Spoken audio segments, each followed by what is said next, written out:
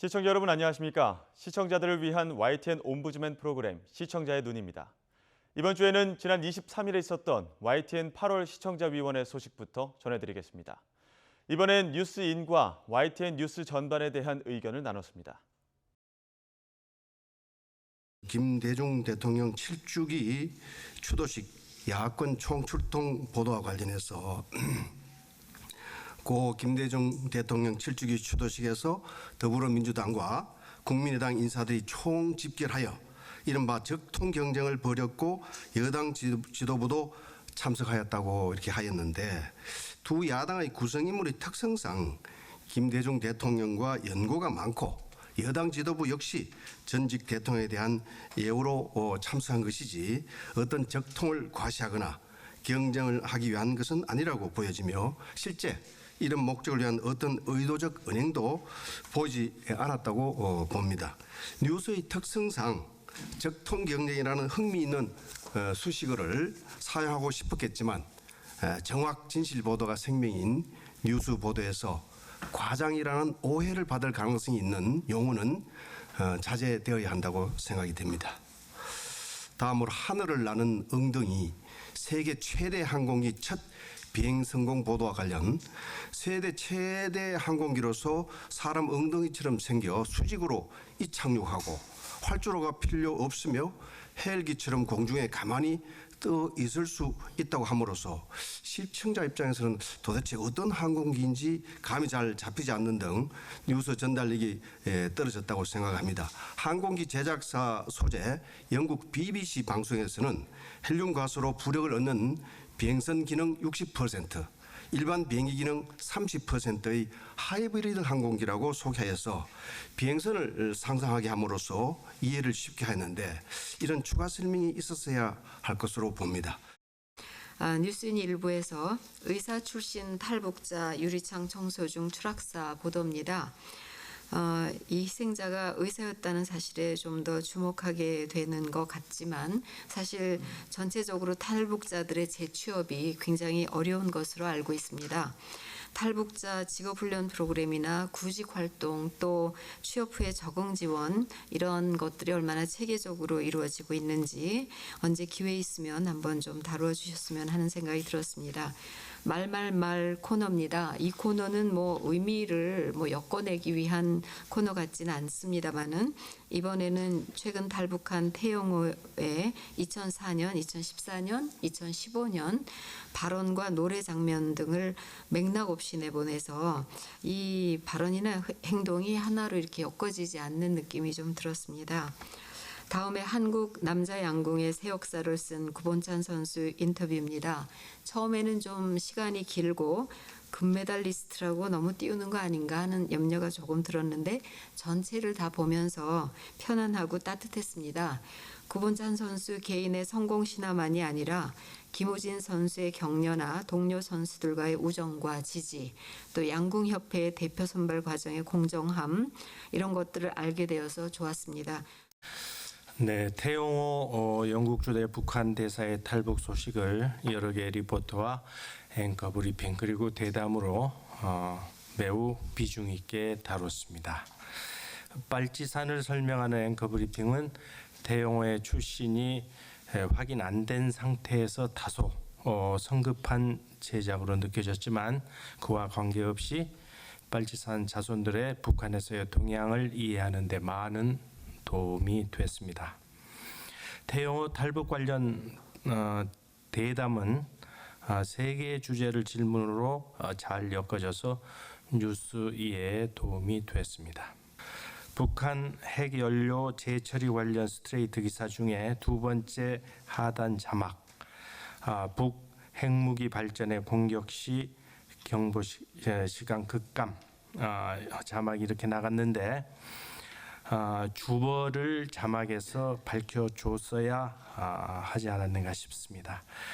첫 번째 자막의 주어가 북한이었기 때문에 미국 전문기관의 견해가 북한의 주장으로 오해될 가능성이 있었습니다.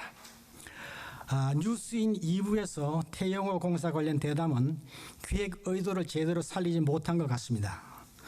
왜 금수저 엘리트가 탈북했는지, 이로 인해 북한 지도 계층이 동요할 것인지, 그리고 이번 일이 빨치산 후손들의 견제와 관련이 있는 게 아닐까 하는 세 가지 질문을 먼저 던져놓고 대담을 시작을 했습니다.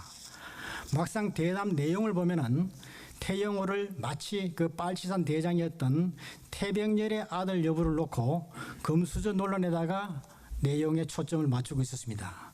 이어서 이번 사건이 장성택이 처형에 반대를 했던 빨치산 후손들에 대한 김정은의 견제에도 비중을 두었습니다. 따라서 질문 마지막이었던 빨치산 후손 얘기가 두 번째로 와야 했고, 지도계층의 그 동료 문제는 마지막 순서가 됐어야 맞았을 것 같습니다. 또한 13년 전 탈북한 김태산 씨의 탈북 당시 얘기가 너무 길어가지고 관심 사항이었던 그 북한 지도계층의 동료 여부에 대해서는 거의 언급도 없이 대담이 끝나 뭔가 허전한 듯 아쉬웠습니다. 이럴 경우에는 MC가 전반적인 그 프로그램의 흐름을 파악해가지고 준비된 질문을 적절히 짚고 넘어갔어야 시청자들의 궁금증을 다소나마 풀 수 있었을 거로 생각을 합니다. 다음 뉴스인 일부에서 명문대 진학을 앞둔 태영호 공사 차남의 사진을 이름과 함께 크게 실었습니다.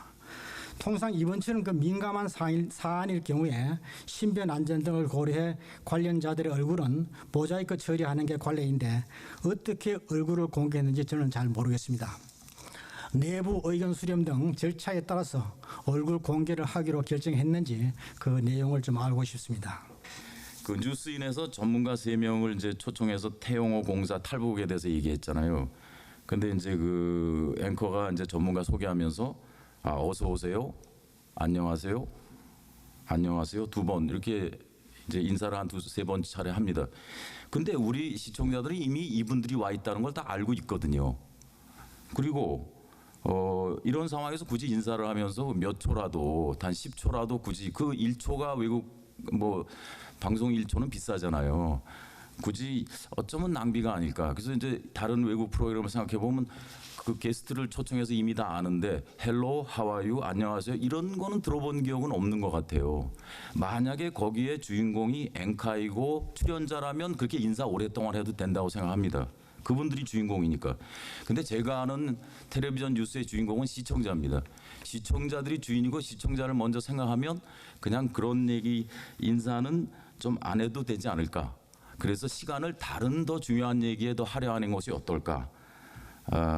뭐 사소한 것 같지만 시청자 중에는 이런 것까지도 보는 안목이라든지 생각하시는 분이 아마 있다고 생각이 됩니다. 제 주위의 얘기를 들어봐도요. 방송 시간이라는 게 굉장히 귀한 시간인데 이번 그 프로그램 중에서도 아파트에 화재가 났다라는 보도가 나갔어요. 시간을 줬는데 많은 부분들이 사건 사고는 보도해야 될 가치가 있는 것 같고 말씀들을 하시는데 적어도 제가 보기로는 더 이상 고속도로에서 교통사고나 뭐 자동차 사고 일반 사소한 화재 사고 이건 뉴스로서의 가치가 별로 없는 것 같아요. 관심이 없어. 그냥 지나가고 잊어버리고 그러는 건데 그런 귀한 시간들을 좀 이렇게 모아서 조금 다른 그런 각도의 뉴스를 찾아서 보도하는 그런 기획이 필요하지 않을까 그런 생각을 해봅니다. 이제 이번 올림픽 그 중계 방송하면서 극명하게 밝혀진 대로 이제는 뉴스 공급자가 공급하는 시간에 공급한 내용으로 보는 시대가 저물어 가는 것 같아요. 뉴스 수요자가 자기가 편리한 시간에 자기가 원하는 내용을 찾아보는 그 뉴스 전달 그 패러다임이 완전히 바뀌는 것 같은데 만약 이렇게 바뀌고 나면 새로운 수요자들이 원하는 내용의 뉴스가 아니면 외면당하지 않을까 그런 생각이 들어서 차제 좀 뉴스 취사 선택의 기준 이런 것들이 YTN답게 정립이 되고 우리 나라가 국제사회에서 차지하는 위상에 걸맞는 그런 뉴스 취사 선택이 좀 있었으면 좋겠다 말씀드리겠습니다. 이번에 그 대상이 된 뉴스인에서는 자막 내용이 지나치게 생략이 돼서 뉴스의 전체 내용을 이해하기 어려운 경우가 많이 눈에 띄었습니다. 일부에서는 김대중 전 대통령 7주기 여야 집결, 특별 감찰관 활동 무력화, 특검 불가피, 크루즈선 화재 승객 무사히 대피, 아파트 7층에서 화재 주민 30여 명 대피, 병풍 김대엽 사업권 미끼 돈 챙겨 피소, 남편은 저수지 아내는 호수에서 말줄임표, 폭염 속 부하 병아리 농촌으로 말줄임표 등등 있었습니다.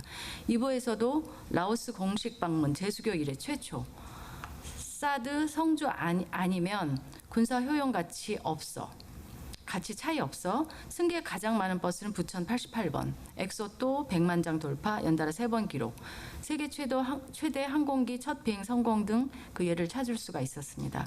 이 자막의 대부분이 뉴스 내용 중에 중요한 부분이 빠졌거나 위원님들 여러 번 지적하셨듯이 주어가 생략된 것, 그리고 이전에 연관된 사건을 모르면 자막의 내용을 짐작할 수 없는 것들이 많았고요. 특히 국제뉴스에서는 사건이 벌어진 장소나 국적을 포기하지 않아서 시청자들이 국내 사건으로 오해할 여지가 있었다는 것. 그리고 아파트 화재 같은 경우는 전주였었는데 그것을 시청자가 좀 챙겨봐야 되는 그런 것들이 있었습니다. 자막이 깔끔해진 것은 굉장히 긍정적이지만 그럼에도 불구하고 반드시 들어가야 할 최소한의 내용은 있어야 하고 쉼표나 마침표 등 꼭 필요한 문정보를 사용함으로써 시청자들이 보도 내용을 보다 쉽게 이해할 수 있도록 해야 할 것으로 보입니다. 미국 동진국해 강습 상륙함 투입 이 보도에서 어려운 단어를 빠르게 발음함으로써 무슨 말인지 이해하기가 굉장히 어려웠습니다. 경항모급 공격함, 보항망이 보도는 글자로 읽어도 어려운데 빠르게 발음하면 무슨 말인지 전혀 이해가 가지 않습니다. 제목이나 자막에는 강습 상륙함인데 경항모급 공격함이 왜 나오는지 발음도 경항모급이 경항모급 이렇게 들리고 보항망도 제대로 들리지 않았습니다. 보항망이 제대로 들렸다고 해도 어떤 곳인지 이해하는 사람은 거의 없었을 것입니다. 예를 들어서 소형 항공모함급 상륙함을 파견하였다고 홍콩계 언론인 보항망이 보도했습니다. 이렇게 간단하게만 이야기해 주었더라도 무슨 말인지 이해가 됐을 것입니다. 발음이 어려운 단어들은 자막으로 보여주는 것이 뉴스를 이해하는 데 좀 더 도움이 됐을 것입니다. 두 번째, 14일에 보도한 그 병아리 3마리 부하 뉴스에서 그 뒷이야기를 과연 뉴스거리가 될 것인가 이렇게 심층 취재할 필요가 있었는가 싶었습니다. 날씨가 더워서 계란이 부화했다는 것은 충분히 재미있는 뉴스로 저도 보았습니다. 그런데 여기서 관심을 갖게 했던 것은 병아리가 아니라 더운 날씨였습니다. 따라서 병아리를 시골로 옮겨서 정성스럽게 보살피고 영양식까지 먹여가면서 그중 한 마리가 아파서 걱정이다. 이건 너무 지나친 취재가 아니었나 싶습니다. 물론 일반 병아리가 아니라 오골계 병아리이긴 했지만 이것이 멸종위기의 정도 아니고 결국 키워서 식용으로 쓸 가축인데 과연 이렇게 후속 취재까지 할 정도로 시청자들이 그 병아리에 관심을 가졌을까 모르겠습니다. 저는 그렇게 생각이 됐습니다. 그 태영호 공사 이야기 중에서 금수저 나팔수라는 그 표현이 굉장히 제가 이렇게 듣기가 좀 어려웠습니다. 그 나팔수라는 의미가 일반적으로 이렇게 쓰여도 되는가 하는 것 때문에 꼭 그거 말고 조금 YTN의 레벨하고는 좀 안 맞는 용어가 아닐까 이런 생각을 제가 나팔수라는 단어를 들으면서 좀 그런 느낌을 했었고 아까 지적하신 것처럼 태공사의 아들을 그 금역군의 사진이 계속적으로 보도되는 건 저는 정말 그거는 아니라는 생각이 들었습니다. 거기가 와서 우리나라에서 다시 정착해서 살아야 되는데 그 사진이 그렇게 보도가 됐을 때 과연 그걸 어떻게 그 학생이 살아가야 될 길에 우리가 도움을 줘야 되는데 도움이 전혀 안 되는 거 아닐까 그런 생각 때문에 그 사진을 이렇게 낼 수 있는 건 어떻게 낼까 그리고 사실은 YTN에서 다른 데서 내더라도 조금 보호해 주는 거는 어떨까 하는 그런 생각을 제가 좀 했습니다. 그다음에 이제 그 연결해서 아까 얘기하신 것처럼 의사 출신의 탈북자 소식을 보면서 사실은 이렇게 계속 탈북해서 오시는 분들이 많은데 이분들의 지금 현재는 어떤 어려움이 있고 어떤 도움이 필요한 거고 그래서 한번 YTN에서 그런 거에 대한 취재를 좀 해보면 어떨까 하는 생각을 저도 같이 했었습니다. 그래서 그 좀 심층 보도가 좀 되면서 이분들한테 지금 우리 한국 사회가 해줘야 될 문제 그런 걸 조금 같이 해주면 좋겠다는 생각을 했습니다. 그래서 어제 말에서도 다시 태영호 공사 이야기가 이렇게 되는 것도 저는 조금 좀 좀 불편한 느낌이었고요. 그다음에 리오 그 구본찬 만나다 굉장히 저도 처음에는 즐겁게 얘기를 했는데 듣다가 한 20분 정도 이렇게 길어지니까 이렇게 중요하지 않은 얘기를 이렇게 길게 계속 해야 될 것인가 하는 거고, 다른 금메달을 딴 선수들한테도 이렇게 똑같이 형평에 맞게 할 건가 하는 생각이 조금 들었습니다. 자막 처리와 관련해서 우선 전체로 이게 하단 주 자막 앞에 이제 뉴스인, 뭐 이슈 오늘, 뉴스 출발 이런 부분 이렇게 있는데 앞쪽에 표시로 이 부분이 이렇게 반짝이고 또 주기적으로 이렇게 좀 뒤집어진다 할까, 이런 장면으로 나오는 것이 이게 이 시선을 좀 한기를 끌기 위해서는 뭐 바람직할지 모르지만은 한번 생각해 볼 필요가 있지 않는가. 하단 주자막은 그대로 이렇게 상당 시간 유지되는데 그 옆에 것이 뭐 좀 하니까 상당히 다소 좀 어지러울 수도 있겠다 하는 생각. 또 그 바로 밑에는 보조 자막이 스크롤로 계속 움직이고 하니까 한번 또 다른 의견도 이 부분에 있을 수 있을 것 같습니다. 두 번째는 그 외부 전문가 출연 시에 해당 화면에 이 좀 곧바로 출연자 성명하고 인적 사항이 바로 표기됐으면 좋겠습니다.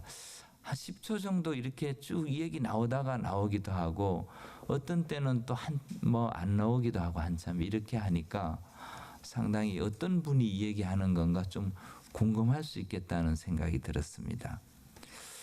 그리고 우리 김태산 출연자의 경우 경력을 전 북한 체코 주재 북한 무역회사 사장 이렇게 표기하는데, 북한이란 말을 이렇게 두 번 할 필요가 있을까? 그냥 체코 주재 북한 무역회사 사장으로 해도 되거나 아니면 북한 체코 주재 무역회사 사장으로 하든지 뭐 이렇게 또 되지 않을까 하는 생각도 들었습니다.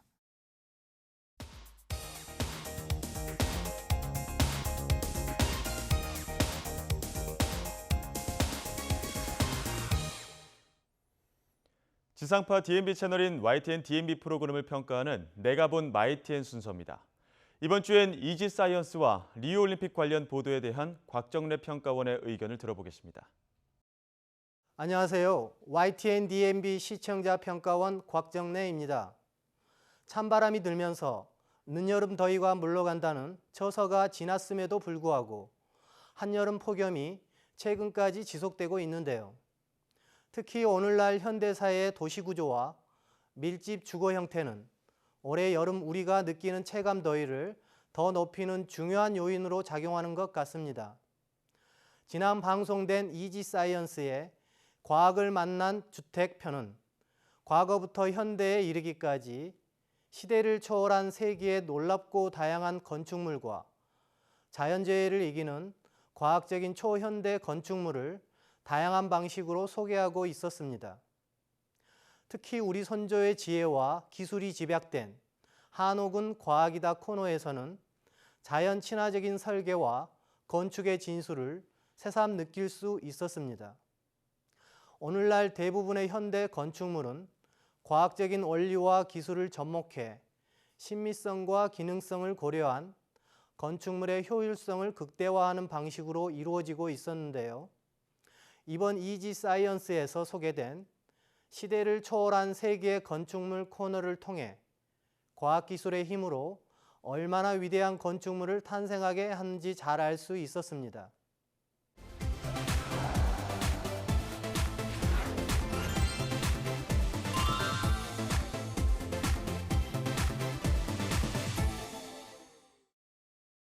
세계에서 가장 위대한 건축 기적 중의 하나인 만리장성은 200년 동안 수백만 명을 동원해 무려 6,700km에 이르는 세계의 성벽 건축물로 세상에 잘 알려졌고, 한때 세계에서 가장 긴 다리와 주변의 아름다운 자연 풍광으로 이름난 미국의 금문교도 현수선의 원리로 지어진 세계적인 과학 건축물임을 프로그램을 통해 알 수 있었습니다. 특히 건축의 자연과 과학을 접목한 대표적인 세계의 건축가 안토니 가우디는 자연의 이치와 과학의 원리를 건축에 적용하면서 건축사의 한 획을 그었는데요. 그가 설계하고 건축한 다수의 건축물은 자연의 이치와 과학의 원리를 적용해 누구도 상상하지 못했던 가우디 건축물만의 특수성을 느낄 수 있었습니다. 우리나라에도 조선 후기에 세워진 수원 화성이 세계에서 가장 과학적인 원리로 설계되고 건축된 성곽으로 인정받았던 사실 역시 프로그램을 통해 알게 되었는데요. 기존 성벽과 다르게 벽돌과 석회 등으로 벽을 세워 어떤 외부 공격에도 쉽게 무너지지 않은 성벽 구조로 쌓았다는 사실은 또 다른 새로움으로 다가왔습니다. 한편 현대 건축물의 신기원을 기록한 아랍에미리트의 두바이 부르즈 할리파는 높이가 무려 829m로 현존한 세계 최고층 빌딩으로서 21세기 바벨탑으로 불린다는 사실에 놀라기도 했습니다. 무엇보다 부르즈 할리파 건축물의 무게와 공기에 또 한 번 놀라지 않을 수 없었는데요. 코끼리 10만 마리에 해당하는 무게와 층당 310법으로 163층 빌딩을 불과 5년 만에 완공했다는 사실은 건축에 있어 과학의 힘이 얼마나 큰지를 알 수 있었습니다. 한편 이번 이지 사이언스의 한옥은 과학이다라는 코너에서는 자연 친화적인 설계로 건축된 한옥의 과학적 우수성을 새삼 다시 알게 되었는데요.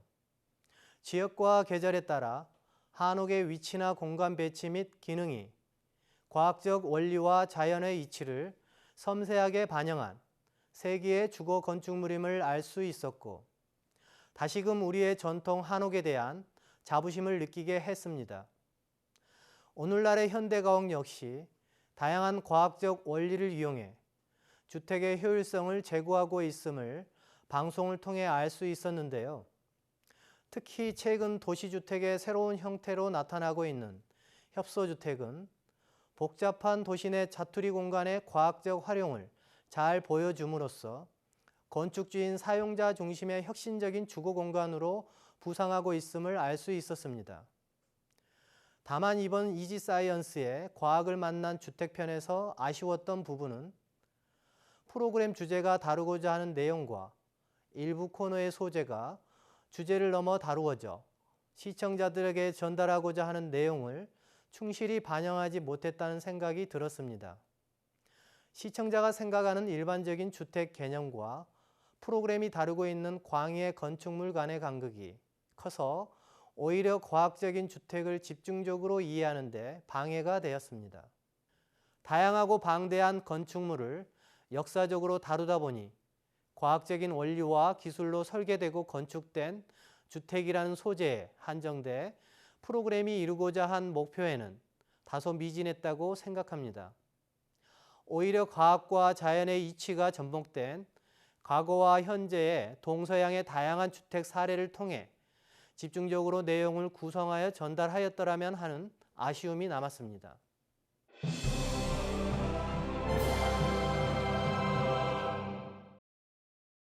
브라질에서 개최된 2016 리우 올림픽이 치안 문제와 지카 바이러스 문제, 경기장 문제 등 많은 어려운 문제를 뒤로하고 지난 22일에 성공적으로 마무리했습니다.